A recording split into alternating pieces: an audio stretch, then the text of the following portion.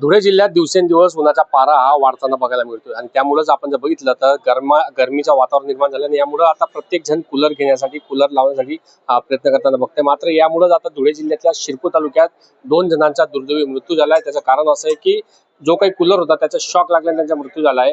Cooler पासून नेमकी काय काळजी घ्यायला हवी, कूलर कुठलं घ्यायला हवं, काय नेमकं त्याच्यातलं संपूर्ण प्रकार जाणून घेणार आहोत।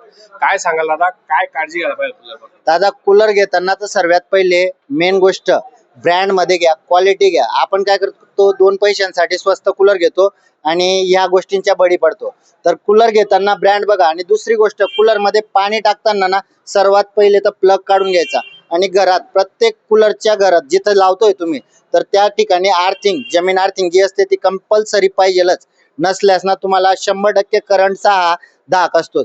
आणि जे कूलर आपण मागच्या वर्षाचं असतं, आपण घेतो, प्लग इन करतो आणि डायरेक्ट लावतो, त्याच्यात उंदरा वगैरे घुसलेले असतात, वायर कुठे कट असते आणि त्याच्याने दुर्दैवाने तुम्हाला काही हानी नको पोहोचायला। म्हणून सर्वात पहिले तर कूलर कारागीर बोलवा, 50-100 रुपये गेलेले महत्वाचे नाहीत, 100 रुपये मायने नाही ठेवत आजच्या गोष्टी।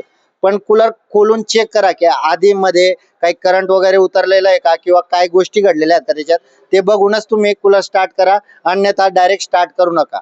आपण जर बघितलं तर कूलरच्या वेगवेगळ्या कंपन्या आहेत, जे ब्रँड आहेत, जे असेंबल आहेत। मात्र कूलर घेताना कधीही संपूर्ण काळजी घेऊन घ्यायला हवी।